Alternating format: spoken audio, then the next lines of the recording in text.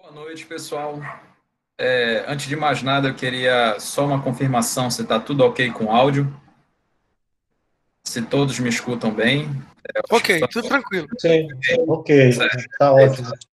Tá, então, eu queria, primeiramente, rapidamente, na verdade, agradecer o convite, dizer que eu me sinto muito honrado de ter sido convidado para participar desse momento, que pelo que eu escutei nas falas dos senhores, é quase que um momento histórico, né? O primeiro evento que acontece online, então me honra muito, inclusive ser o primeiro palestrante do evento. Então, agradeço, quero expor para vocês aqui a minha alegria e gostaria de, na pessoa da professora Ana Rúbia, se me permitam, que é a coordenadora do curso, e que todos citaram ela muito bem, eu gostaria de cumprimentar todos, né, que estão presentes, e para não me prolongar mais muito, como já foi apresentado, já leram uma síntese do meu currículo, então me permitam logo dar início à apresentação por conta do tempo, já está bastante.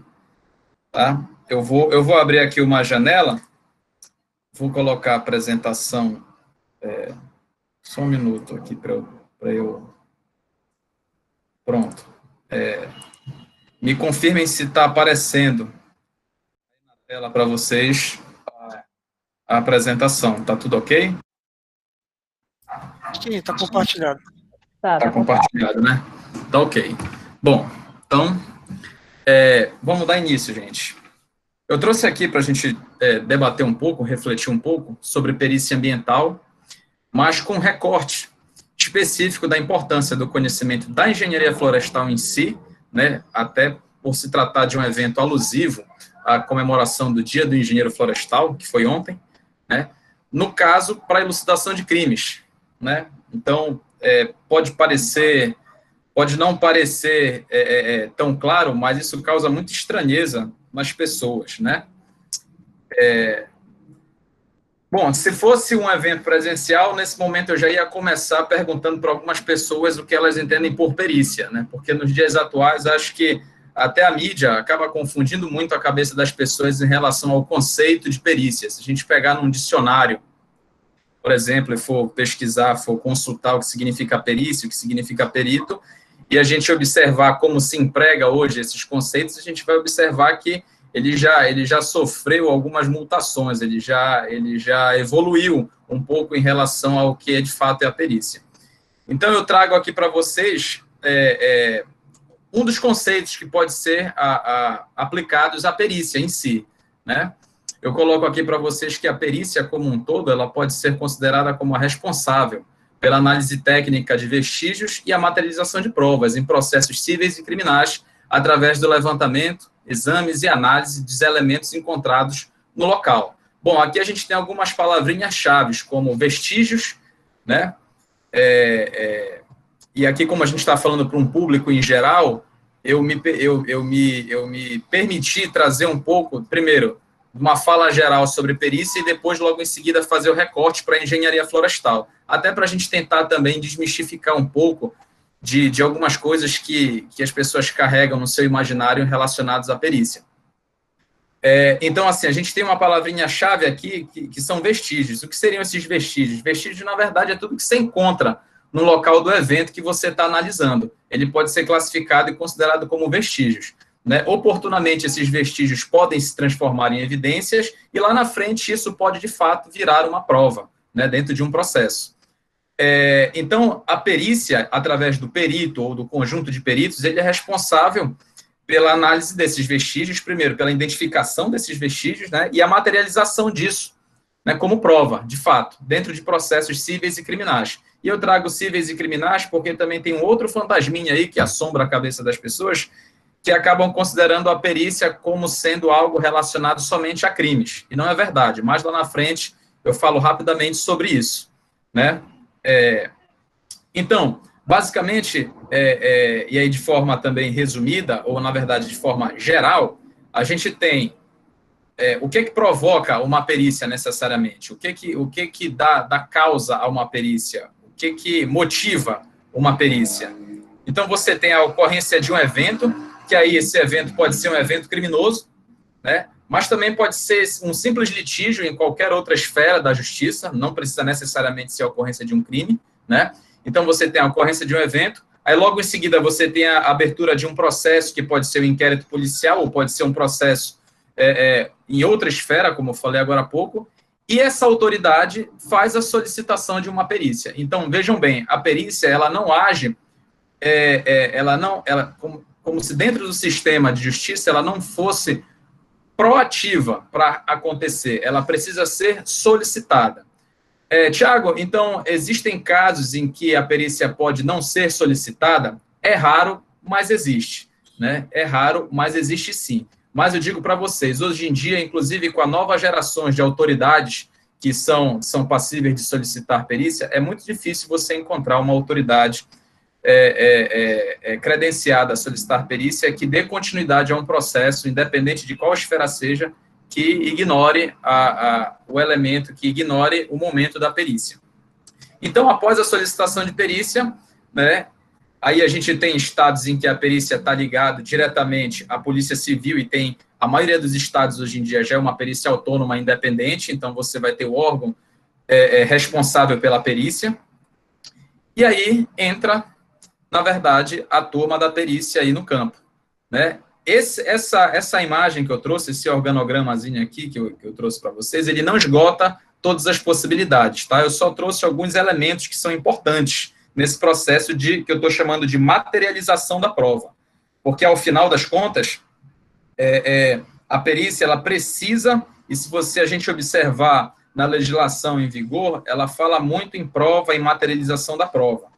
Então, para de fato a gente conseguir concluir e trazer à tona essa materialização de prova, a gente tem alguns elementos que precisam ser considerados pela perícia, que aí, no caso, pode ser o perito ou uma equipe de perícia em si, né?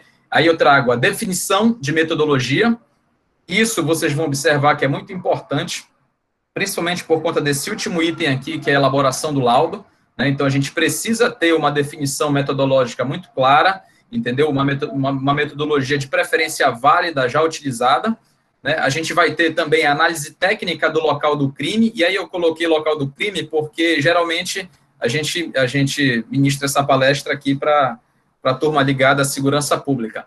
Mas, como eu falei, não necessariamente se trata de um crime. Então, a gente tem a análise técnica do local, que o perito ou a sua equipe vai definir qual é o local de fato, se esse local tem algum outro local relacionado, o que de fato está relacionado à ocorrência daquele evento. Então, isso precisa estar muito claro, muito definido e, de preferência, muito bem isolado e demarcado para o trabalho pericial.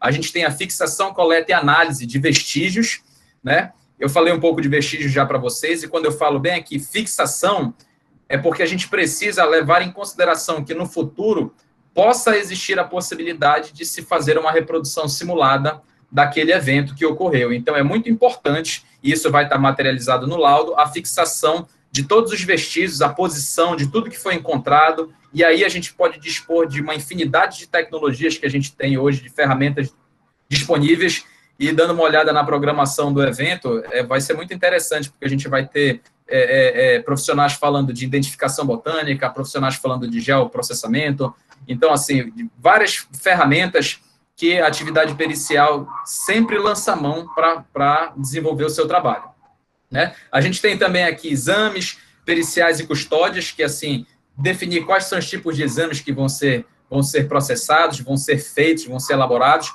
A custódia está relacionada também ao fato de que essa prova pericial que vai ser materializada, ela precisa ser idônea, ela precisa estar íntegra. Então, a custódia, hoje em dia, e recentemente a gente teve o artigo 158 do Código de Processo Penal atualizado, que incrementou uma série de itens nessa custódia da prova pericial em si. A gente vai ter o processamento e a sistematização das informações, que é a tabulação desses dados, a elaboração de mapas, ou tabelas, ou fotografias, porque a gente precisa ter em mente também e às vezes a gente se deixa levar por isso, que no final das contas o processo ele vai ser julgado por um leigo, por mais que seja uma autoridade, um delegado de polícia ou um magistrado, mas em relação àquilo que você está apresentando para ele, via de regra ele vai ser um leigo. Então, a gente costuma dizer que as informações elas precisam estar apresentadas de forma inteligíveis, para que as pessoas consigam entender de fato o que você está falando. Lógico que você não pode abrir mão da metodologia científica, né, de cunho técnico, das teorias, dos conceitos, mas em algum momento você precisa traduzir aquilo de uma forma que as pessoas compreendam com mais facilidade aquilo que você está demonstrando e apresentando no seu laudo. Você tem aqui a construção da dinâmica do evento, isso tem relação com a fixação, com a definição aqui, com a análise técnica do local de crime. Porque, no final das contas, e aí também de forma geral, a perícia ela está muito ligada a responder 3 perguntas. Quem, como e quando, que eu coloquei aqui no outro item, né? Então, se você é capaz, com a análise pericial, de responder o quem, como e quando, ok, seu laudo está maravilhoso. Se você justifica isso tecnicamente, com uma fundamentação, com provas robustas, com elementos robustos e irrefutáveis, então você vai ter um excelente laudo pericial.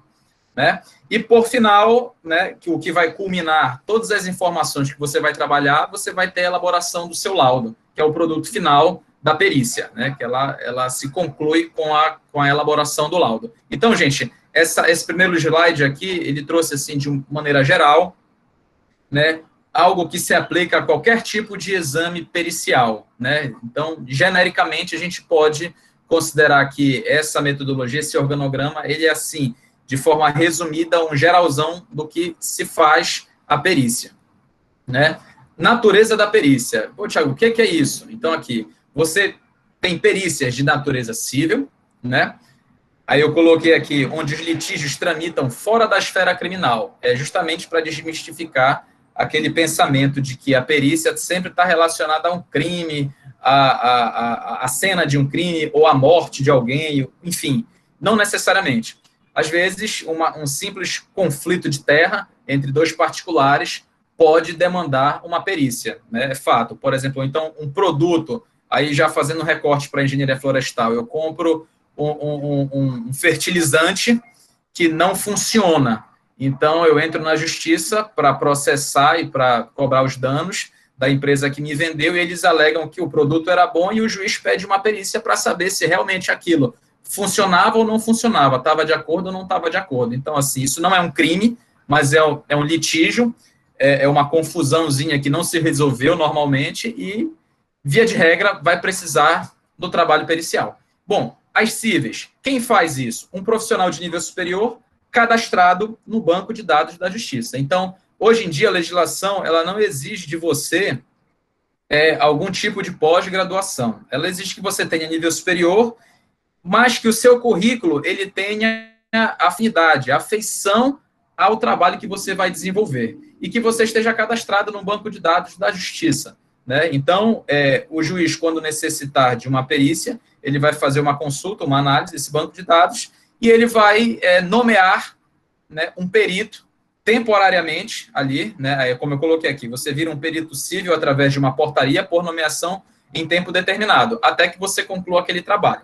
Isso é uma perícia civil, né? Ela é muito comum, ela é muito recorrente, eu digo, poucas pessoas sabem que isso existe, né? Na verdade, estão divulgando mais hoje, então mais pessoas estão tendo acesso a essa informação. Bom, a outra perícia é a perícia de natureza criminal, né? Que ela, de fato, está relacionada a um crime, né? E aí, gente, isso aqui demanda profissional, isso aqui demanda uma carreira, na verdade, né? Para você fazer perícias de cunho criminal, e aí representando o Estado, e eu preciso fazer essa diferença, né? Você precisa ser aprovado no concurso público de provas e títulos. Também tem a exigência de ter nível superior, tem um concurso público, e você vira um perito oficial de natureza criminal de carreira. E esse perito, ele faz só perícias relacionadas ao meio ambiente? Não, ele faz perícias especializadas, que são perícias que são relacionadas à sua área de formação, e perícias genéricas, né? Como perícias relacionadas à balística, a veículos, a locais de crime contra a vida, ao patrimônio e etc. Só para dar um exemplo, hoje eu sou lotado na balística forense, aqui do Centro de Perícias Científicas Renato Chaves. Eu faço ordinariamente perícias em armas e munições e, eventualmente, quando necessário, a gente monta grupos para fazer perícias especializadas na área de meio ambiente, até porque não é uma demanda tão recorrente como a questão das armas e munições aqui no Estado. Tem muitas perícias ambientais, mas via de regra em áreas urbanas, poluição sonora e etc. Mas essas voltadas, por exemplo, para a área da engenharia florestal, acontece muito, por exemplo, desmatamento, exploração ilegal de madeira, mas eu não estou no núcleo de meio ambiente, porque na regional que eu estou, ela não tem esse núcleo de meio ambiente, tá? Eu trabalho no interior do estado, pessoal. Então, aqui a gente definiu basicamente as naturezas da perícia que a gente tem. A gente tem perícia civil e perícia criminal. A perícia civil é um profissional de nível superior, né, que vai tratar de assuntos não relacionados a crimes, e a perícia criminal relaciona aos crimes. Preciso fazer um parêntese aqui para vocês ainda nessa lâmina, gente. A perícia criminal, como eu falei para vocês, o perito criminal aqui, oficial de natureza criminal de carreira, ele faz perícias para o Estado. Porém, a parte, que no caso acusada, o réu do processo, ele tem direito a se defender. E também a legislação permite que ele apresente um perito para contrapor o laudo do perito de carreira, do perito oficial de natureza criminal. Então, nesse caso, os peritos cíveis, que também não são peritos de carreira, eles também podem atuar na esfera criminal, né, necessariamente na defesa dos acusados. Entendeu? Então, por exemplo, você tem um empreendimento que está sendo acusado, está sendo incriminado por cometer desmatamento ilegal, né? Então, a pessoa acusada, ela tem direito de se defender e, se foi gerado um laudo pericial, que provavelmente foi, ele tem direito de contratar um profissional também que se enquadre nos mesmos termos para contrapor os pontos que o laudo do Estado apresentou. Então, só para também deixar claro que é possível também essa situação. E agora, eu já queria entrar na engenharia florestal, porque o nosso tempo é só de 45 minutos e tem muito assunto, né? Se a gente for discorrer cada detalhe, cada quadrozinho, a gente tem muita coisa para discutir, muita coisa para falar.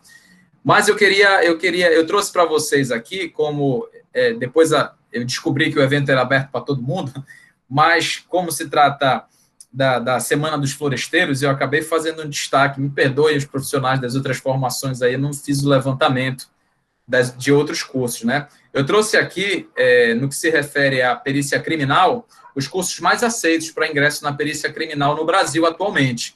Então, assim, a gente tem uma lista aqui com os 20 cursos mais aceitos, e a gente olha aqui o curso de Engenharia Florestal ocupando a 9ª posição. Eu não sei se isso gera de conhecimento dos colegas profissionais e estudantes, mas a engenharia florestal ela é muito bem aceita e ela é solicitada em 21 estados da federação para compor o quadro de peritos criminais efetivos dos órgãos que desenvolvem a perícia oficial nos seus estados, né? Inclusive, a Polícia Federal ela está aqui no meio desses 21. A Polícia Federal também ela tem não são todas as formações, não são todos os cursos que são aceitos, tá? Existe muita briga aí para que se abram novas vagas, para que se aceitem novos cursos. É um leque, pelo universo de graduações que se tem hoje em dia disponível, eu considero um leque, inclusive, pequeno, né? Não são só esses 20, esses são os 20 mais aceitos, né? Mas a engenharia florestal aparece aqui numa posição que eu considero, inclusive, numa posição de destaque, né? Como em 9º lugar. Então, isso é motivo também de festejar e de perceber a importância do curso de graduação da engenharia florestal, também no que se refere à perícia, seja ela criminal, seja ela civil, né?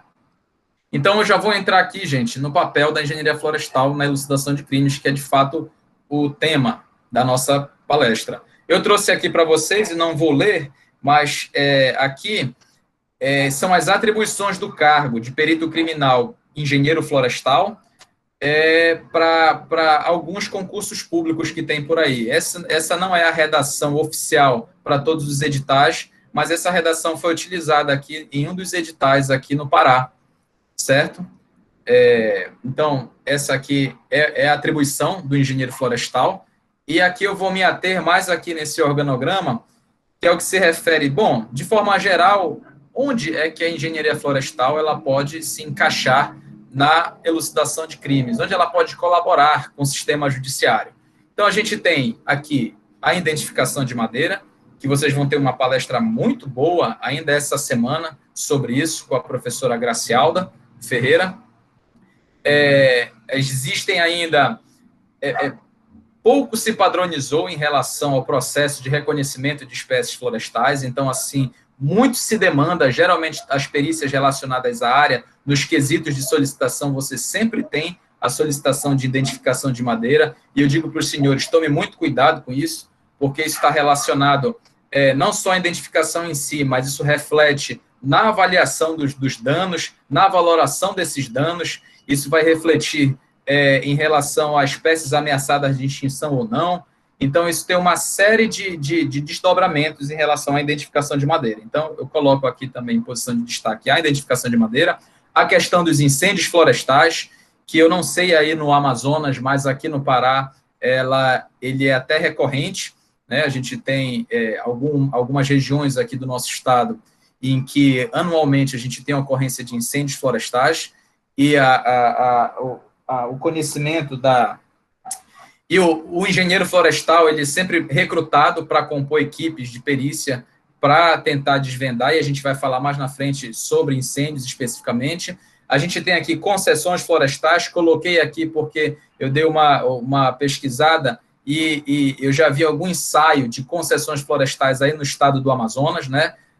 A gente já tem algumas concessões federais no Brasil, o Pará já tem concessões estaduais, o Amapá também. Eu acho que o Amazonas começou a desenhar alguns editais de concessões florestais, isso também pode virar demanda bem recorrente para a perícia, né, e a gente vai falar mais na frente também sobre isso. Tem exploração ilegal de madeira, né, que é diferente de desmatamento ilegal, que está logo aqui embaixo, né, e vocês, como militantes da área, profissionais da área, sabem bem disso, não preciso explicar, mas também é muito recorrente, né, exames para detectar exploração ilegal de madeira, como isso ocorre, quem são os culpados disso, como é que isso deu o tempo que isso deu, o desmatamento da mesma forma.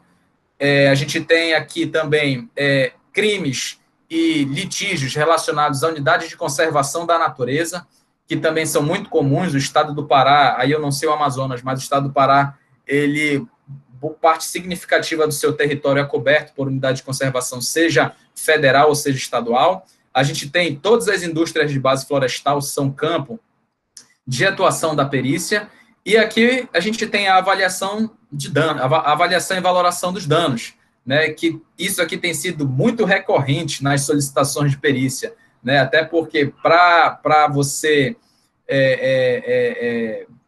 determinar um valor de multa, um valor de recuperação de dano, alguma coisa dessa natureza, você precisa necessariamente ter uma noção de qual foi o valor daquele dano, quanto foi que aquilo causou de prejuízo de fato. Isso aqui a gente tem algumas metodologias já, né? Existem muitas controvérsias em relação ao que é apresentado, mas o importante é você ter uma metodologia válida. Se vão contrapor, se vão questionar a sua metodologia, aí é a sua capacidade de defender o que você fez perante um tribunal ou coisa parecida, tá? Vamos para o próximo. Qual seria, então, gente, o perfil do engenheiro florestal na atuação como perito? Então, basicamente, eu coloquei aqui alguns conhecimentos e habilidades. E assim como a lâmina passada, o slide passado, eu digo para isso também. Tanto a atuação como as habilidades necessárias, elas não se esgotam nessa apresentação, pessoal. Tá? No decorrer aqui da conversa, vocês vão ver que são infinitas as possibilidades e os conhecimentos e habilidades que a gente precisa ter no nosso dia a dia. Né? Então, a gente tem que ter um conhecimento de legislação florestal, e às vezes até uma legislação que vai além da legislação florestal, porque a gente trabalha, via de regra, a perícia, ela funciona dentro do sistema judiciário, seja ela civil, seja ela criminal, então a gente está tratando com operadores do direito, então eles têm uma fixação natural muito grande e um apego por questões legais. Então, a legislação florestal como um todo, vocês têm que mastigar ela, mas também tem outras legislações relacionadas que é importante ter um conhecimento, ter uma noção disso, né? Habilidade de conhecimento de matérias específicas, e eu falo específicas, eu estou relacionado aqui à engenharia florestal em si, à formação do engenheiro florestal em si, mas ela não se esgota só no seu conhecimento específico como engenheiro florestal.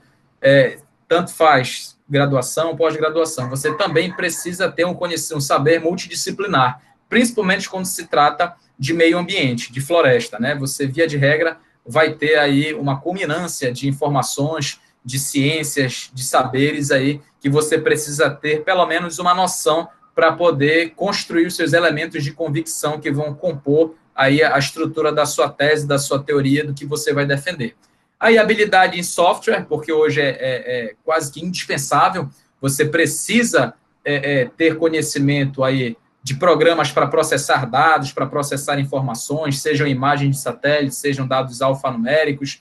Você precisa saber lidar com esses programas, né, coletar esses dados, e aqui a gente tem equipamentos também, tratar com GPS, seja de navegação, sejam estações totais, sejam computadores de alta performance. Então, você precisa ter noção, ter habilidade com isso, para poder desenvolver, para poder levantar informações, né, para você tomar as suas conclusões e saber o que de fato aconteceu. Eu coloquei aqui um quadro de planejamento e organização.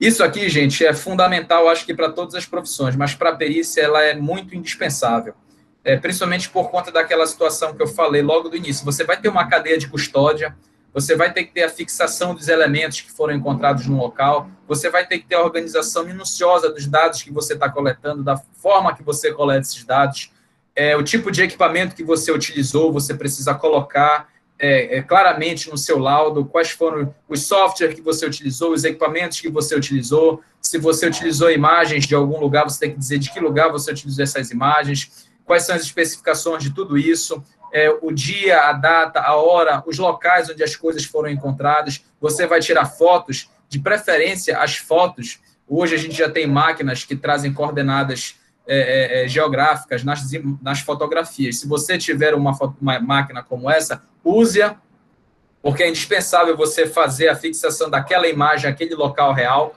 porque na hora de contestar, tudo pode ser contestado, inclusive que aquela imagem não é daquele local. Então, assim, o que você puder trazer de informação que faça a conexão, a fixação e que seja irrefutável diante de qualquer tipo de contestação é necessário. Então, para isso, planejamento e organização são indispensáveis, né? A atualização periódica, acho que isso deveria ser algo inerente a qualquer profissional, mas eu reitero aqui que é importante porque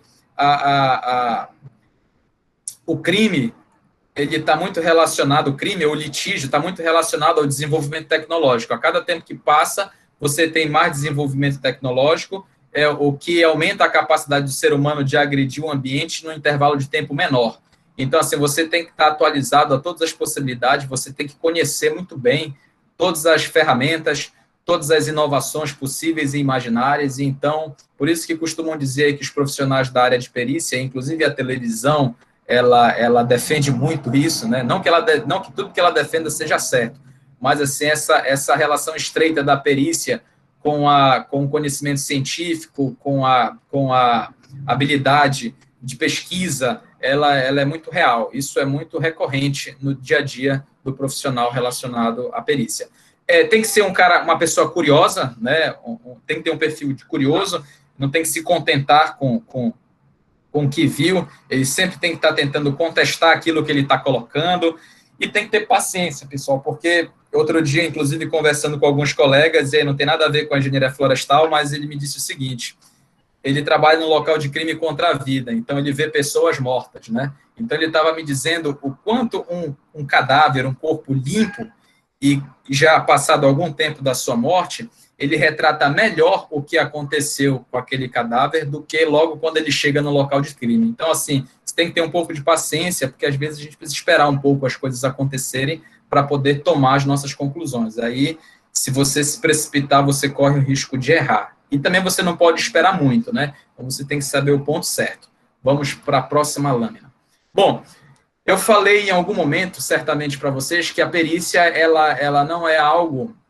eu não posso sair fazendo perícia ao meu bel prazer. Ela é algo que eu costumo dizer que ela é passiva, né? Ela precisa ser provocada, motivada. E, via de regra, quando ela é provocada através de quesitos, né? Então, a autoridade, que aí a autoridade pode ser um juiz, um delegado, um promotor de justiça, um defensor público, enfim, né? Uma autoridade que solicite, Eu, particularmente, não considero como aptos a solicitar nem promotores de justiça do Ministério Público e nem defensores públicos. Né? Por quê? Porque eu entendo que eles são partes interessadas do caso. Então, eu acho que eles não são autoridades julgadoras. Né? Quem é o responsável pelo inquérito policial é o delegado de polícia e pelo julgamento final do processo é um juiz de direito. Então, eu considero esses dois como autoridades credenciadas para solicitar exames periciais. E eles solicitam através de quesitos. Então, eu trouxe para vocês aqui, gente, uma lista de quesitos relacionados à engenharia florestal em si, que é, como eu disse, os quesitos não se esgotam aqui, são apenas alguns exemplos de quesitos recorrentes.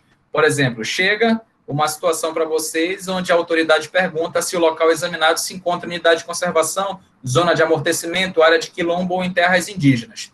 Não é um exame difícil, né? Você precisa de algumas bases cartográficas, você precisa ir até o local, enfim, não considero um exame difícil, mas isso aqui é comum, né? Porque lá na frente alguém pode dizer, não, mas não foi unidade de conservação, não foi na zona de amortecimento, então você precisa materializar aquilo que ele está sendo acusado. Então, quem faz isso é o perito.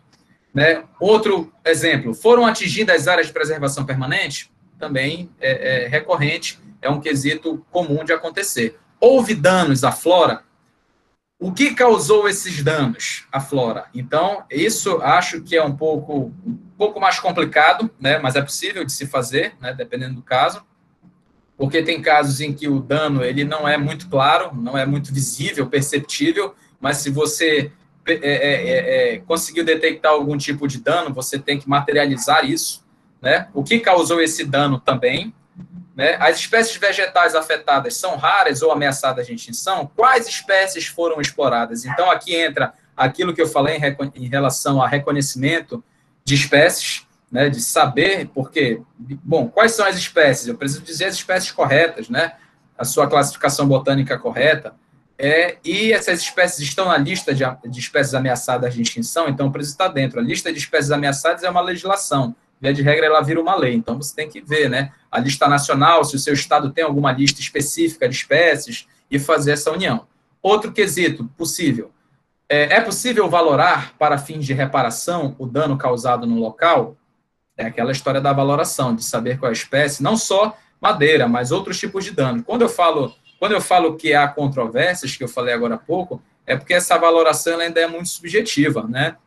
Você tem desde danos mensuráveis, palpáveis, e que você pode dar preço a isso, até outro tipo de dano, como, por exemplo, serviços ecossistêmicos que ainda não tem um processo metodológico de classificação bem claro ou aceito por todo mundo, né?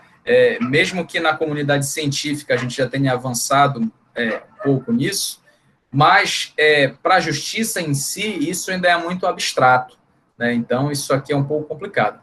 É possível valorar os recursos ambientais explorados na área? Então, você tem que dizer se é possível valorar ou se não é possível valorar, você tem que responder. É possível precisar a data em que ocorreu o dano ambiental? De acordo com os documentos apresentados previamente, o local questionado se encontra em terra pública? O local dos danos poderia ser caracterizado como nidificação, abrigo ou criadouro natural? Então, assim, vocês vão perceber que muitos dos quesitos eles estão relacionados à legislação, principalmente à lei de crimes ambientais, que é a legislação que as autoridades conhecem muito bem. Então, por que eles estão perguntando? Porque eles precisam da materialização disso para fazer o enquadramento, né, para fazer a tipificação desse crime. Então, é muito voltado a isso. Houve modificação, danificação ou destruição da área de nidificação, abrigo ou criadouro natural? Então, esses são alguns exemplos de quesitos relacionados à engenharia florestal. Bom, algumas coisas precisam ficar claras. Preferencialmente, e seria muito bom se o perito sempre conseguisse responder a todos os quesitos com excelência, mas nem sempre isso vai ser possível.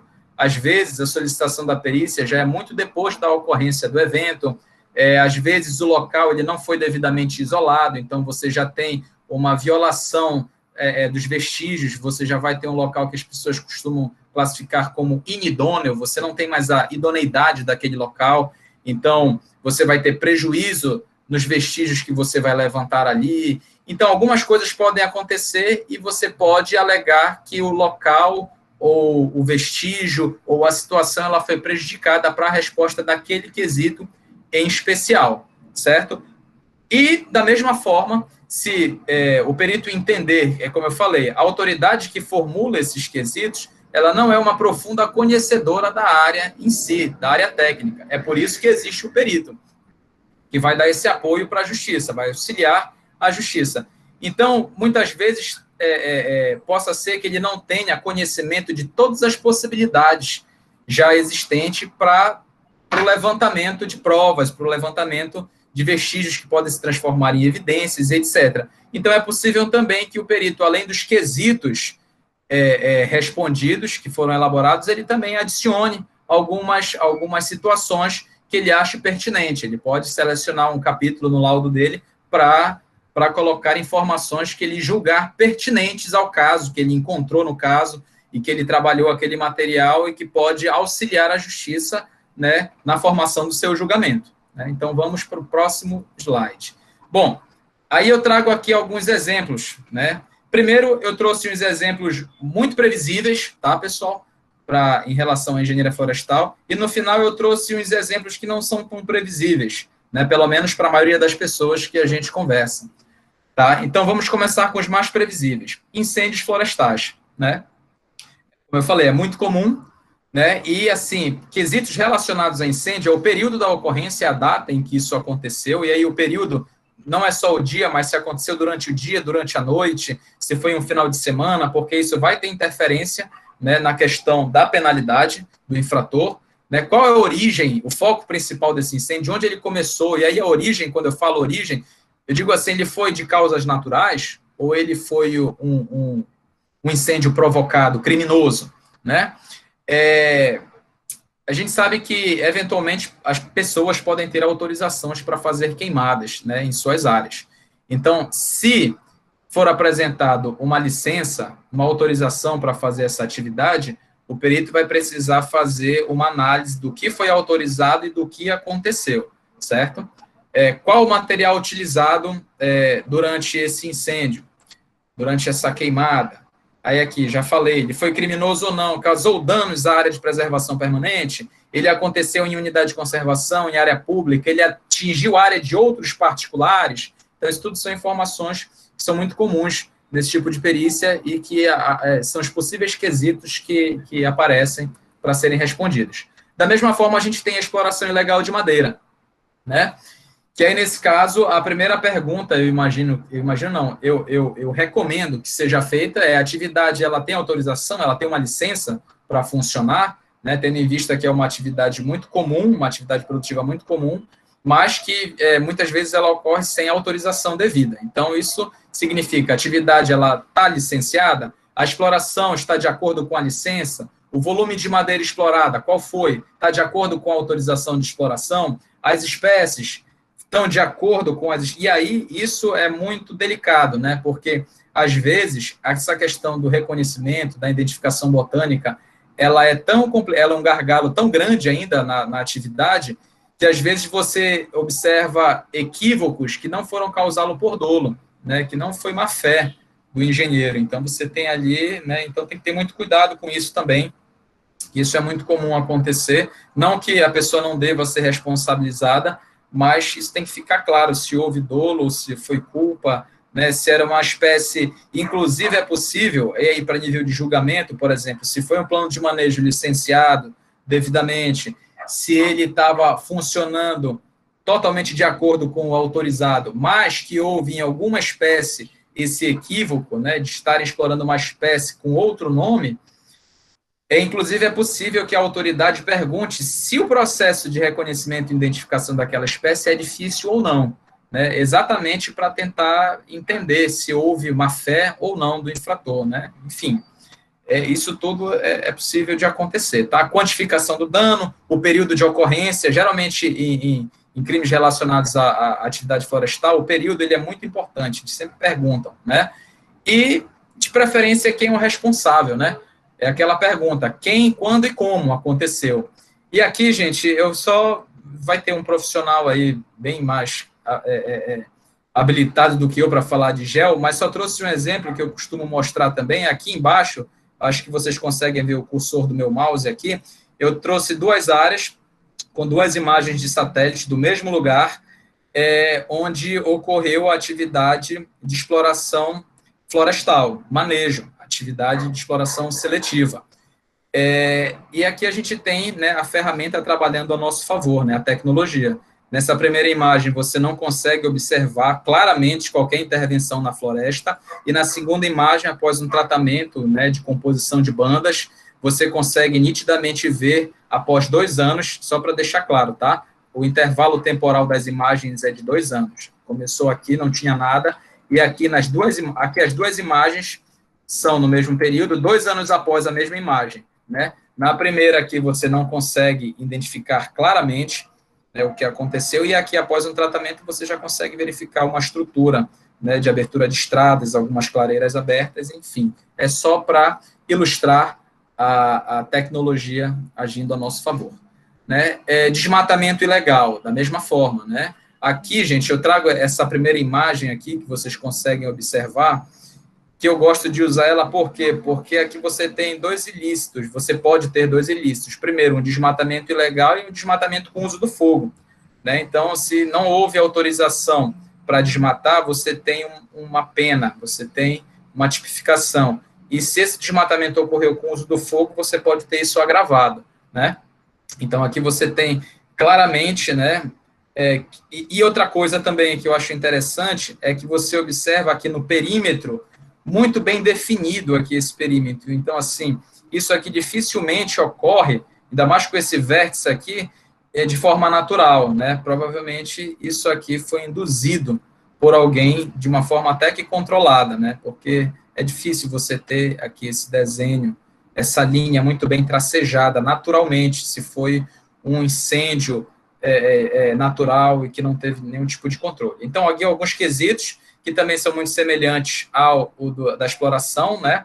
Mas aí, a mensuração do dano, o período de ocorrência, o responsável se conseguir, e aqui embaixo você tem o uso da mesma ferramenta, e você observa que quando se trata de desmatamento, a gente não tem tanta dificuldade de perceber a intervenção, né? Porque o desmatamento você tem uma alteração nítida na paisagem, e isso vai refletir claramente na percepção dos sensores, diferente do manejo, né? Da extração seletiva de madeira, ou como o pessoal fala no campo aí, da catação de madeira, né? Então, a gente observa aqui, né, o uso da ferramenta também, né, um pouco, né, redundante para esse tipo de atividade, mas que é possível também utilizar. Exemplos de aplicação, né, ainda, da engenharia em processos de concessão, pessoal. Acho que, né, também caberia uma palestra específica para falarmos de concessão florestal. Mas a concessão, ela é o manejo em si, o manejo florestal em si, de produtos e subprodutos de madeira, ou até mesmo de serviços, que ocorre em área pública através de um processo de licitação, né? Um processo de seleção. Oi, pois não? Perdoe, eu só tenho 5 minutos para concluir essa. Tudo bem, tudo bem. Eu vou dar uma acelerada aqui, então. Já estou caminhando aqui para o final. Bom, tem esses exemplos. Então, em relação ao processo de concessão, eu trago aqui porque ele não se trata somente da análise da execução do manejo em si, mas também a gente tem os crimes contra a administração ambiental. Né? Então, nesses casos específicos, como se tratam de grandes licitações públicas, também é recorrente a possibilidade de serem solicitados os processos que deram causa a esses contratos de concessão e isso ser analisado. Então, é importante que o profissional entenda muito bem como funciona o planejamento, a disponibilização e a assinatura, a seleção de empresas para atuarem em áreas públicas sob regime de concessão florestal. Aqui eu trouxe um litígio de origem fundiária, né? Isso foi um caso muito interessante, né? Também precisaria de mais tempo para falar mais sobre ele, mas foi de um caso que ocorreu uma situação entre o estado do Pará e o estado do Mato Grosso. Em 2004, começou esse litígio e que o Supremo Tribunal Federal só julgou isso esse ano. Eu acho que mês passado houve o julgamento final, que o estado do Mato Grosso alegava que existia uma parte no sul do Pará que pertencia a ele, né, e que isso tinha sido ocorrido algum equívoco, né, lá pelos anos de 1900, 1922, eu não vou, como eu só tenho 5 minutos, eu não vou me aprofundar aqui nesse caso, tá? Mas eu só quero dizer para vocês que não foi um crime, tá? E que o que elucidou esse caso foi perícia, e uma perícia interessante, porque houve a reprodução de uma expedição feita por um geógrafo francês chamado Henri Condru, eu acho que é essa a pronúncia do nome dele. E essa expedição foi feita em 1895. Então, o que a perícia fez nesse caso, né? Ela reproduziu a expedição desse geógrafo francês para tentar clarear, para tentar entender, de fato, quais os acidentes geográficos que ocorrem ali no rio que na época era o Rio Samuel e que hoje é chamado Rio Teles Pires, e aí conseguiram identificar, vale ressaltar que a causa era muito favorável ao estado do Mato Grosso. Inicialmente, o estado do Mato Grosso apresentou muitos elementos de convicção fortes para o julgamento dessa causa, a favor dele, mas a perícia foi muito bem feita, e então o Supremo Tribunal entendeu que realmente não houve equívoco. Na verdade, foi o mesmo acidente que só no decorrer dos anos, das décadas, aí ele acabou trocando de nome, porque uma hora ele se chamava Salto de Sete Quedas e depois ele se chamava Cachoeira das Sete Quedas. Então, só de forma bem breve, resumida, só para ilustrar como a perícia ela se manifesta de várias formas. Então, aqui no caso, a metodologia foi a reprodução dessa expedição aqui, né, dos arquivos históricos aí do geógrafo francês Condru, de 1895. Agora eu trago alguns exemplos, gente, atípicos de utilização da perícia, né, relacionada à engenharia florestal, à elucidação de crimes. Eu trago aqui para vocês a questão da falsificação de antiguidades. Recentemente, eu participei, fiz uma disciplina muito interessante de dendrocronologia, né, através do PROCAD, inclusive a turma do Amazonas aí participou ativamente da disciplina. Eu até apresentei aqui no seminário parte do que eu trouxe aqui para vocês. E a falsificação de antiguidades, através se as antiguidades forem de madeira e for possível identificar os anéis de crescimento, que, enfim, os florestais sabem, né, do que se trata os anéis de crescimento. Infelizmente, eu não tenho tempo para explicar nem resumidamente do que se trata esses anéis de crescimento para os demais, mas, assim, é possível você verificar se aquela peça, ela realmente, através da datação desses anéis, ela foi construída num período que sobrepõe a vida daquele autor, o momento em que dizem que aquele autor ele produziu aquela peça. Aqui a gente tem o caso do Antonio Stradivari, que ele era um luthier italiano, né, que viveu entre os anos de 1644 e 1737, e ele produziu algumas peças, né, o forte dele era violino, era batizado, isso aqui é um violino chamado Heller, o Celler e o Messiaen. O Messiaen, que é o mais recente, ele já teve várias vezes a sua autenticidade contestada. E, assim, em 2004, finalmente, através de um exame minucioso da peça, dos seus anéis de crescimento, foi confirmado que a peça era autêntica. O último anel de crescimento foi produzido em 1687. O Stradivari ele estava no auge da sua produção naquele momento, então, com a junção dessa informação mais os arquivos históricos, foi possível inferir que, sim, aquela peça era autêntica. Ela não era uma imitação, né, como muitas peças históricas sofrem, né, roubo, fraude, depois são colocadas outras peças similares para simular aquilo. Mas, nesse caso, o exame pericial, através da análise dos anéis, confirmou a autenticidade da peça. Outro, ainda em relação à falsificação de antiguidades, a gente tem esse quadro, né, do Miraflores, essa obra de Van der Wende, Roger. Isso aqui, gente, é uma peça produzida, um quadro produzido num painel de madeira, que também passou por uma situação onde as pessoas sabem que existem um original, uma versão original dele e uma cópia. O fato aqui em questão é que entendia-se que o original estava nos Estados Unidos, ali em Nova York, uma parte dele, a outra no estado de Granada, e a cópia dele ficava guardada num museu em Berlim, né? Então, assim, depois de muitas contestações, estudos, análises, também concluíram que a peça, na verdade, que estava em Berlim, era, de fato, a peça verdadeira e não a cópia. E a outra, que estava nos Estados Unidos, se tratava, sim, da cópia. Então, mais um caso, e aí eu estou passando bem corrido para tentar respeitar o tempo aí, em que o conhecimento da dendrocronologia, que está relacionada aí à engenharia florestal, ela pode ser, de uma forma muito específica, nesse caso, utilizadas na elucidação de conflitos, de crimes, de litígios e etc. Né? E um caso muito conhecido aqui, que é o caso do Lindbergh Jr., que foi um aviador americano, né, que em 1932 ele teve o seu filho sequestrado. E nessa situação toda de sequestro, e aí esse episódio é muito extenso, eu também vou tentar passar rápido. Na verdade, o que a polícia, na época, em 1932, encontrou no local do crime? E eu trouxe até uma imagem aqui, a foto, essa foto ela é verdadeira, foi retirada de um artigo que o professor Mário, lá da Exalc, me passou, entendeu? Então, assim, a gente tem aqui uma escada de madeira, que foi o único vestígio que, no caso, se transformou em evidência encontrada no local do crime. Então, a gente tem aqui a figura do Arthur Kuller, que era um estilotomista, um anatomista de madeira, digamos assim. Ele realizou vários exames nessas peças de madeira que, à época, não serviram para muita coisa. O fato é que eu coloquei aqui que o pagamento do resgate foi feito, realizado, né? O criminoso solicitou resgate, mas não devolveu o filho. Foi encontrada já a criança morta e no dia do sumiço da criança, essa escada estava aqui, próximo à janela, né, de onde dormia o filho do Lindbergh. Então, né, através dessa análise das peças de madeira que foram encontradas, né, ele fez essa análise e ficou com isso guardado, o Arthur Kuller.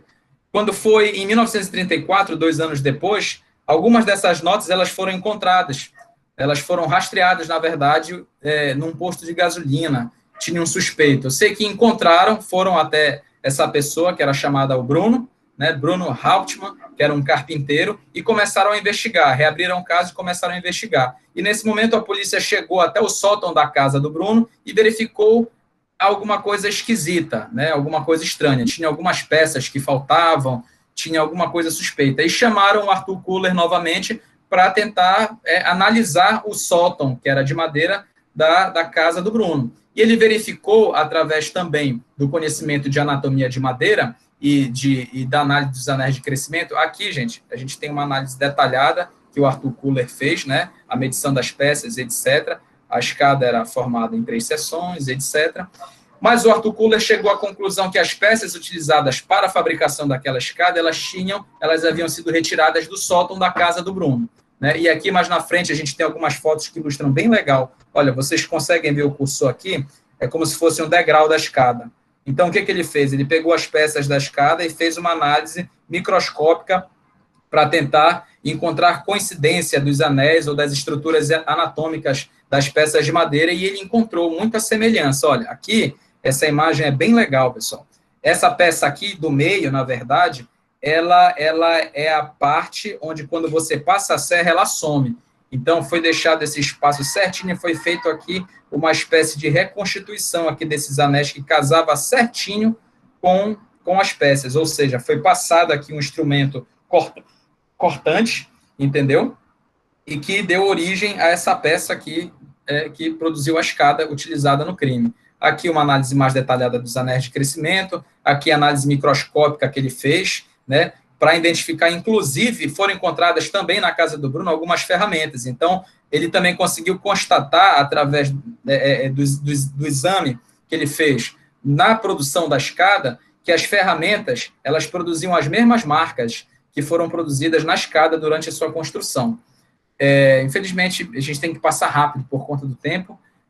Aqui a gente tem, já estamos terminando, tá, professor? Me perdoe aí, que eu já devo ter extrapolado o tempo. Estimativa de intervalo pós-morte. O que é isso, gente? Às vezes é comum o sumiço, o desaparecimento de pessoas, e você não consegue concluir o processo porque você não encontra nem a pessoa e nem o corpo daquela pessoa, né? Você não tem como dizer que alguém morreu se você não encontrar aquele corpo. Aquilo ali vai ser só uma hipótese, até que se prove o contrário. E muitas vezes corpos são encontrados enterrados nos locais mais inusitados, né? Então, dependendo do conjunto de documentos que você já tem num processo que provavelmente já teve início, você precisa saber desde quando aquele corpo está enterrado, como é que aquilo ali foi parar. Então, também a análise, a datação, aí continuamos ainda na anatomia de madeira, continuamos ainda na dendrocronologia.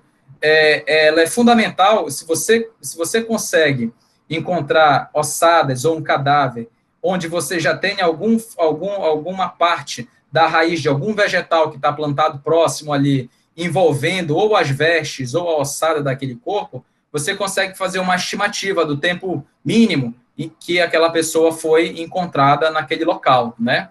Aí aqui eu trouxe um exemplo, também um caso que eu encontrei na literatura, né, onde foram contados 17 anéis de crescimento e foram somados mais 5 anos, que era a estimativa para que aquela espécie conseguisse alcançar o corpo, porque não é naquele mesmo momento que a raiz ela se envolve no corpo. Então, você faz uma estimativa, então foi dado uma estimativa de intervalo pós-morte de 22 anos, né, de um cadáver encontrado em Vancouver, tá? Bom, gente, certamente eu já extrapolei o tempo. Eu trouxe aqui uma frase muito conhecida de um perito chamado Nélio Rojas, da Argentina. Ele era médico legista, que ele costumava dizer que o dever da perícia é dizer a verdade. No entanto, para isso é necessário primeiro saber encontrá-la e depois querer dizê-la. O primeiro é um problema científico e o segundo é um problema moral. Trago isso para dizer que mais do que conhecimento científico, mais do que informação, inteligência, habilidade, é importante sim também a formação do caráter do profissional que vai atuar na perícia, né? Muito obrigado pela audiência de vocês.